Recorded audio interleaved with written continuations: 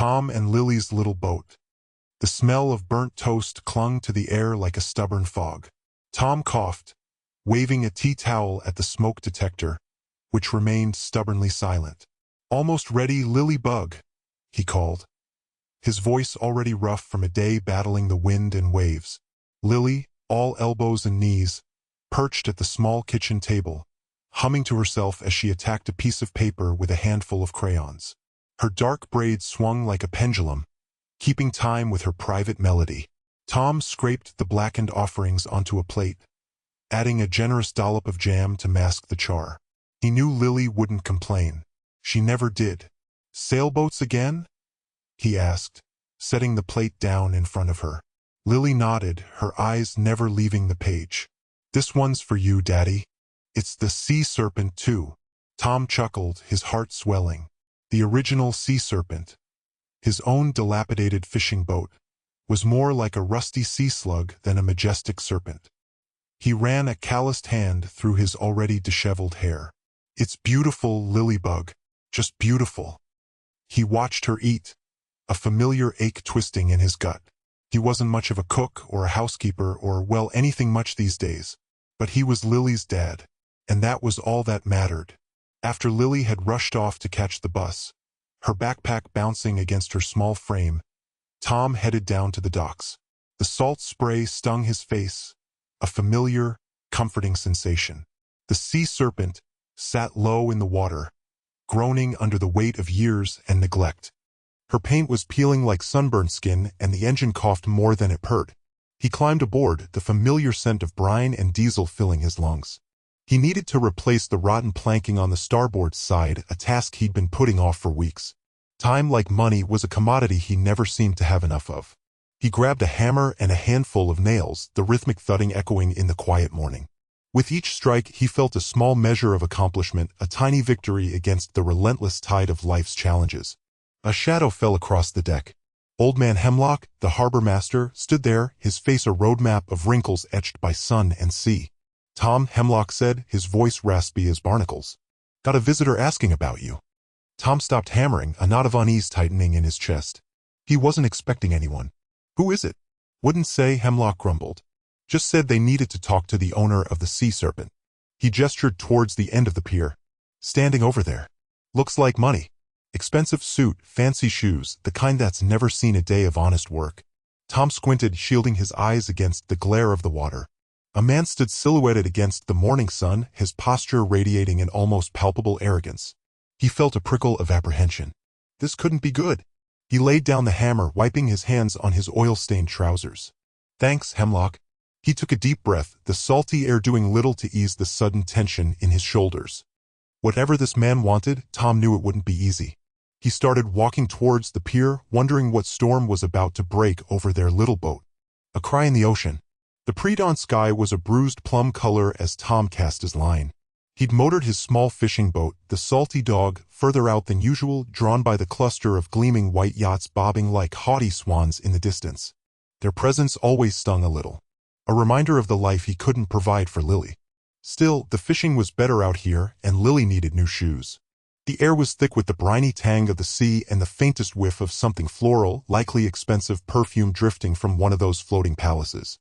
He ignored it, focusing on the gentle rocking of the boat and the hopeful tug on his line. Then he heard it. A sound so faint, so swallowed by the vastness of the ocean, he almost dismissed it as a seagull's cry. But something in its timbre, a desperate, choked quality, made him pause. He reeled in his line quickly, his heart beginning to pound a frantic rhythm against his ribs. He cut the engine and listened. There it was again. Help! The sound was coming from the direction of the yachts. He scanned the water, his eyes darting between the gleaming hulls. Then he saw her. A dark head bobbing amidst the waves, a pale arm flailing weakly. She was some distance away, near the largest of the yachts, a sleek, predatory thing with tinted windows. Without hesitation, Tom started the Salty Dog and gunned the engine. The small boat lurched forward, slicing through the water.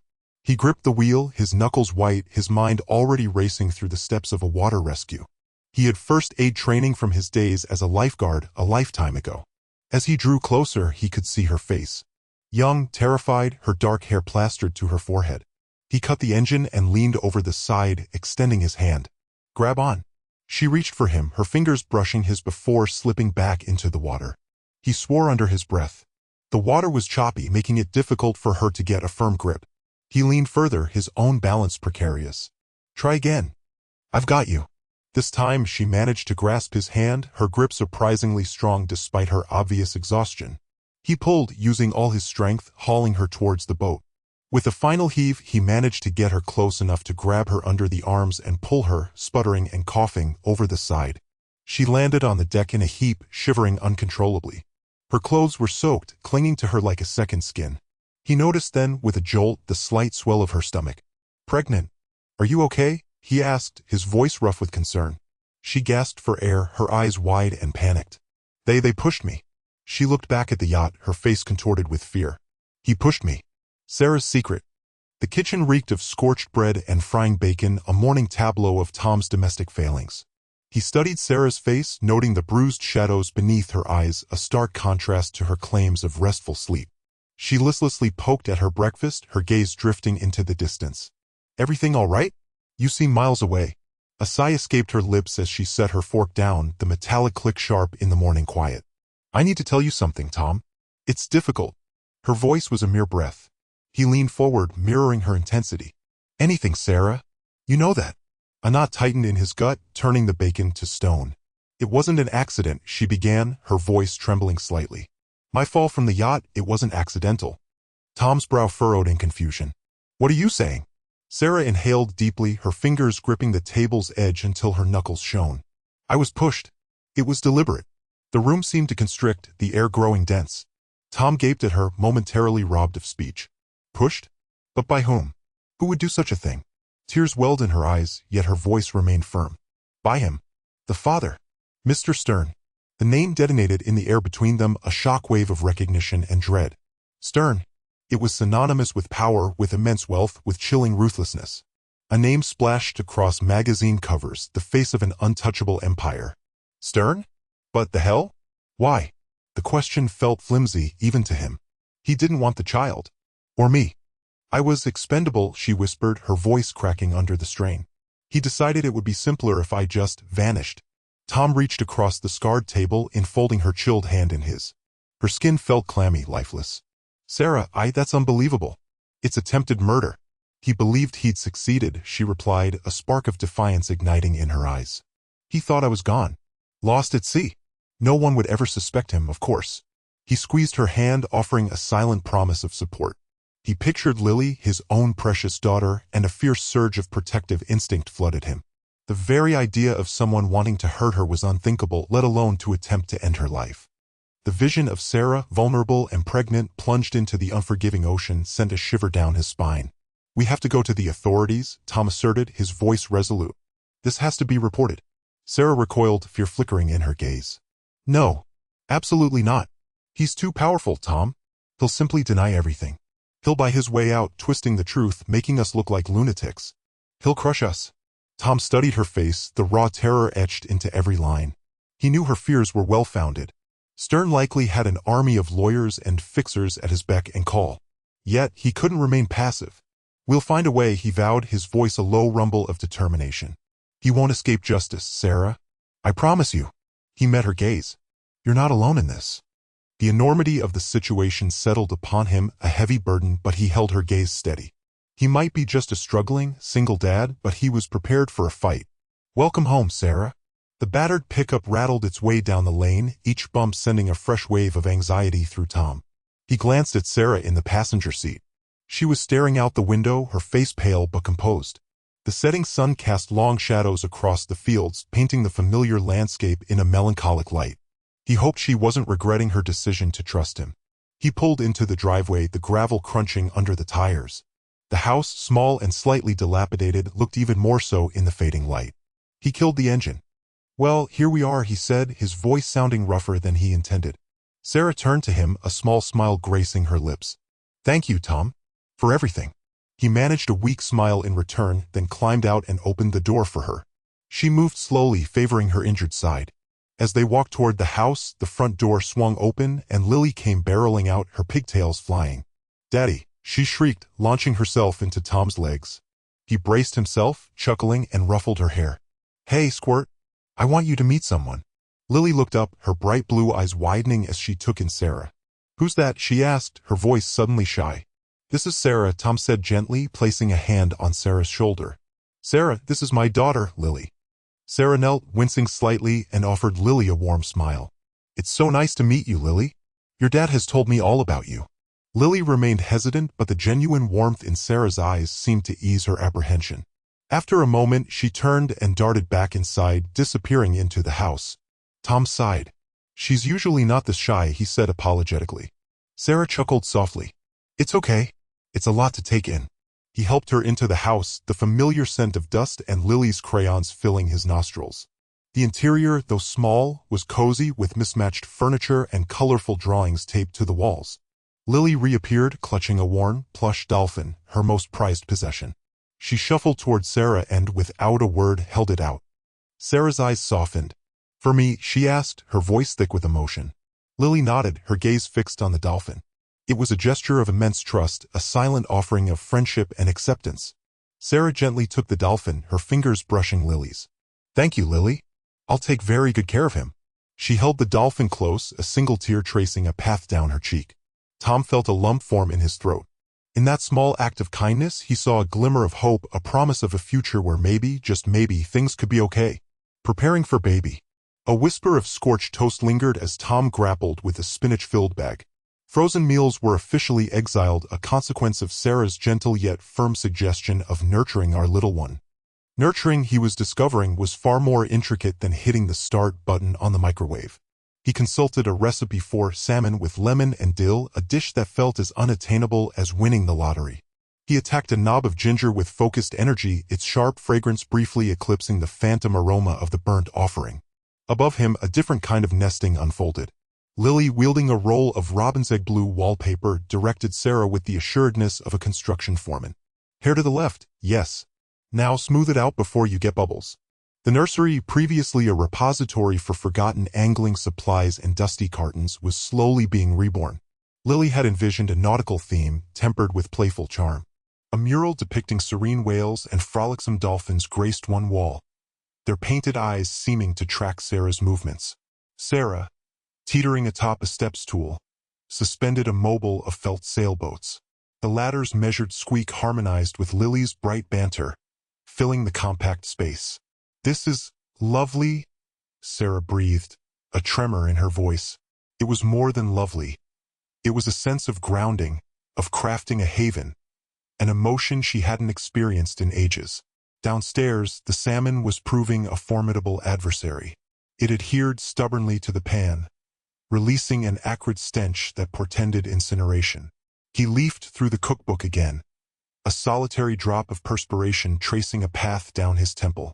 He felt utterly adrift. Engines were his domain, not delicate cuisine. Later, after a hard-fought, if slightly charred, supper, Tom slumped in his armchair, a precarious tower of baby care guides threatening to topple from his chest. The happiest baby on the block, what to expect when you're expecting, and go the FK to sleep, seemed to mock him from their covers. He reached for the last, its blunt title mirroring his internal state. He scanned the pages, the irreverent rhymes strangely soothing. He mumbled the words, brow creased in concentration. Sarah, drawn by the hushed cadence, descended the stairs. She observed Tom, encircled by books, his face illuminated by the lamp's gentle glow. He looked wearied, yet resolute. Everything all right? She inquired. He glanced up, a tentative smile gracing his features. Just trying to decode this dad thing. He indicated the books with a wave. Turns out it's a tad more involved than swapping out a spark plug. Sarah settled beside him, her hand resting gently on his forearm. You'll be wonderful, Tom. You already are. She rested her head against his shoulder, the light pressure a silent affirmation. The fragrance of lavender from her hair commingled with the faint, lingering odor of singed salmon. For the first time in what felt like an eternity, a spark of optimism ignited within Tom, a burgeoning belief that perhaps, just perhaps, he was up to the task. A stormy night and a new life. The wind shrieked like a tormented spirit, buffeting the walls of Tom's humble dwelling. Rain hammered against the windows, turning the world outside into a blurry, monochrome swirl. Inside, Sarah sucked in a sharp breath, her stomach taut. Tom, it's starting. Tom, wrestling with the flimsy door against the tempest's assault, dropped his hammer. It clattered on the wooden floor. His pulse leaped, a frantic tattoo mirroring the thunder's booming cadence. Are you certain? There's still a fortnight. I am, Sarah managed, her voice tight with pain. Another contraction seized her, and she gripped Tom's hand with surprising force. She's coming, Tom. Now. A wave of panic threatened to drown him. He'd assisted with calving on his uncle's farm, but a baby? A human child? This felt monumental. He drew a shaky breath, attempting to recall the birthing videos he'd devoured the past weeks. He guided Sarah to the prepared bed, a nest of old blankets and cushions. The tempest roared outside, mirroring the chaos blooming within the small room. Rummaging in the first aid kit, his fingers clumsy with nerves, he tore open sterile gloves. Hours dissolved into a blur of Sarah's cries, Tom's encouraging murmurs, and the storm's relentless fury. He dabbed at her forehead, coaxed her to drink water, and guided her through each surge of pain. He felt utterly helpless, yet strangely fortified by the weight of responsibility. He witnessed a resolve in Sarah he hadn't known existed, a fierce spirit blazing in her eyes. I can't, she whispered, her voice threadbare. You can, Sarah, Tom affirmed, his tone unwavering. You're doing wonderfully. Just a bit more. He locked eyes with her, offering a reassuring smile that belied his inner turmoil. At last, with a final, shattering effort, a cry sliced through the storm's din. A small, slick form slid into Tom's trembling grasp. He gently cleaned the baby's face with a soft cloth, his heart overflowing with an emotion he couldn't articulate. It's a girl, he breathed, his voice thick with wonder. He wrapped her in a warm blanket and nestled her carefully in Sarah's arms. Sarah gazed at the tiny face, tears glistening on her cheeks. Hope, she whispered. Her name is Hope. Tom watched them, a profound awe settling over him. The storm continued its rampage, but within the small cottage a new life had dawned. He knew with a certainty that echoed through his very being that everything had irrevocably shifted. He was no longer just Tom O'Malley, the struggling fisherman. He was something more profound. He was bound to this new life, this beacon of hope, born on a night of tempest and transformation. Hope's joy. The nurse, her face softened with a professional tenderness, carefully placed the swaddled bundle in Tom's arms. He hesitated, a wave of unfamiliar fear washing over him. He hadn't held a baby since, well, he couldn't even remember. His hands, calloused from years of odd jobs and clenched fists, felt clumsy and inadequate. Just support her head, the nurse instructed gently. He did, and a wave of warmth, both physical and emotional, flooded him. Hope. That's what Sarah had named her.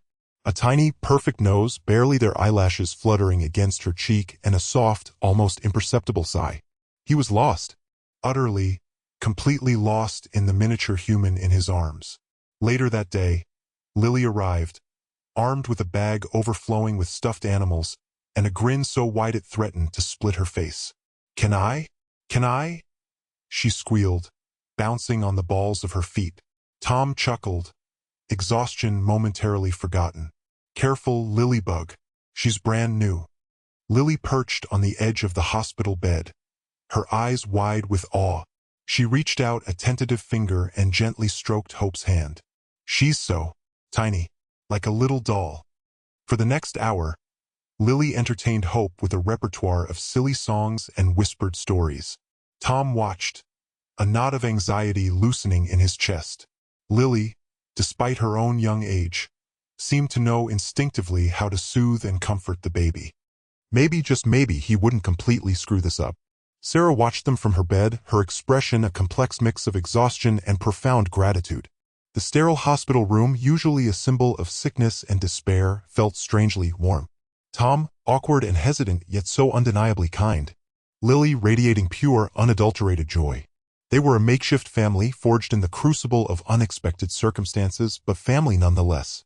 As dusk painted the sky in hues of orange and purple, Sarah found Tom alone in the hallway, staring out the window. He looked tired, the lines around his eyes more pronounced than usual. Thank you, Tom, she said softly, startling him. He turned, a faint blush creeping up his neck. For what? I haven't done anything. For everything, Sarah insisted, her voice thick with emotion. For saving me. For taking care of us. For just being you. He looked down, shuffling his feet. Anyone would have done the same. Sarah reached out and took his hand, her grip surprisingly strong. I don't think so, Tom. I really don't. The weight of her gratitude, the unspoken promise of shared responsibility, settled over him. He wasn't alone in this. They were in this together. And somehow that made the daunting task ahead feel a little less impossible. A genuine smile touched his lips, a rare and precious thing in recent times. Hope had brought more than just a baby into their lives. She had brought a flicker of light into the darkness, a promise of a future worth fighting for. Facing Mr. Stern, the incessant drumming on the apartment door sent shards of ice through Tom's veins. He peeked through the peephole. Mr. Stern, his face a mask of barely controlled rage, filled the distorted circle. Tom grabbed a rusty pipe wrench from under the sink, the cold metal a small comfort against his sweaty palm. "Sarah isn't here," Tom said through the closed door, his voice strained. He heard Sarah gasp softly from the back bedroom. "Don't lie to me, O'Malley. I know she's in there." Stern's voice was low, menacing. "Just hand her over and this doesn't have to get ugly." Tom braced himself against the door. "She doesn't want to see you. Leave her alone." Stern started pounding, each blow rattling the flimsy frame. Tom knew the door wouldn't hold for long. "I'm calling the cops," he yelled, hoping to buy some time. He fumbled for his phone, his hands shaking. As he dialed, the door splintered, wood cracking under Stern's relentless assault. He managed to connect, spitting out his address and a frantic plea for help before the door finally gave way. Stern surged inside, his eyes scanning the cramped living room. "Where is she?" Tom stepped forward, brandishing the pipe wrench. "Get out of my house, Stern. You're not welcome here." Stern laughed, a harsh, grating sound. "You think you can stop me, O'Malley? You're nothing." He lunged, knocking the wrench from Tom's grasp. They wrestled, a desperate, clumsy struggle in the cramped space. Tom, fueled by adrenaline and a fierce protectiveness, managed to land a blow to Stern's jaw. "Police are on their way." Sarah's voice, surprisingly strong, cut through the air. She stood in the hallway, her phone held high. "And so is my lawyer, Mr. Stern. He's very interested in your little accident." Stern froze, his eyes narrowing. A sleek, dark car pulled up outside. A woman in a sharp gray suit emerged, her expression cool and professional. "Mr. Stern?" She called, her voice carrying clearly. "I believe we have some matters to discuss." Stern's face crumpled. He looked from Sarah to Tom, defeat etched in his features. "This isn't over," he muttered before turning and stalking out of the apartment. The lawyer intercepted him on the sidewalk, her voice low but firm as she guided him towards her car. Tom leaned against the doorframe, his body trembling. Sarah rushed to his side, her hand finding his. "Thank you, Tom," she whispered, her voice thick with emotion. "You saved me." Later, sitting in the relative calm of the repaired living room, the lawyer, Ms. Evans, explained their options. "We have more than enough evidence to bring charges against Mr. Stern. Attempted murder, corporate malfeasance, the list goes on." Sarah looked at Tom, her eyes filled with a newfound resolve. "I want to press charges. I want to make sure he can't hurt anyone else." Tom nodded, his heart swelling with pride. He still felt the tremor in his hands, the lingering fear, but something had shifted. He wasn't just a struggling single dad anymore. He was a protector, a fighter, and he wasn't alone. A family on the sea. Harbor lights dissolved into a blurry watercolor. Sarah focused on the deck's weathered grain, the mast's creak a steady pulse against the sudden hush. Tom, sensing her turmoil, had retreated to the galley, the clatter of mugs a gentle intrusion. Lily, thankfully, slumbered peacefully against her, a tiny fist tangled in Sarah's blouse. "They want me back," Sarah breathed, the words almost lost to the wind. "The corporation. They're offering the moon." Tom reappeared, bearing twin mugs, each a plume of fragrant steam. He didn't press, simply extended one. The chamomile's aroma filled the confined space. He understood, as always. "Everything but your heart's desire, am I right?" he murmured. Sarah met his gaze, noting the laugh lines crinkling near his eyes, the persistent shadow of concern that mirrored her own anxieties for Lily, for them all. "I can't," she choked out, the words snagging on her emotions. "I can't abandon you. I can't abandon her." She drew Lily closer. "And I can't abandon Hope." A wave of relief broke over Tom's features, erasing years in an instant. He knelt, taking her unoccupied hand in his. "Are you certain, love? It's a monumental call." "Never been sure of anything," Sarah declared, a genuine smile finally dawning. "Besides, who'd steer this ship?" The following sunrise arrived sharp and brilliant. The sea star, replenished and aglow under Sarah's careful gaze, knifed through sapphire waters. Tom manned the helm, Lily perched beside him, bubbling about playful dolphins. Sarah rested on the foredeck, Hope cradled in her embrace, the infant's light weight a soothing constant. Filled sails billowed, urging them further from shore. Sarah closed her eyes, inhaling the briny tang of the air. This was it. Her new reality. Later, they found sanctuary in a sheltered inlet where crystalline waters revealed a kaleidoscope of marine life flitting around the hull. Tom showed Lily how to coax stones to dance across the surface, her joyous peals echoing against the cliffs. Sarah watched, a warmth blooming in her chest. Post-lunch, Tom retrieved his worn guitar. He plied a simple melody, a sea shanty from Lily's infancy. Lily joined in, her voice a clear, sweet chime. Sarah, buoyed by the profound sense of belonging, wove in a delicate harmony. Even Hope seemed captivated, waving a minuscule hand. As twilight descended, staining the heavens with vibrant streaks of coral and lavender, they gathered on deck, sharing tales and aspirations. Tom recounted memories of his grandfather, the fisherman who imparted his knowledge of the sea. Sarah described her urban childhood, a constant yearning for something beyond brick and asphalt. Lily, with childlike innocence, envisioned future voyages, encounters with mythical mermaids in distant lands. To family, Tom proposed, raising his glass of juice in a toast. To family, Sarah and Lily responded, their voices blending harmoniously in the salty breeze. This wasn't the life she had envisioned, not the meticulously planned existence she once craved. But it was authentic. It was unvarnished. And it overflowed with a love deeper and more boundless than any ocean.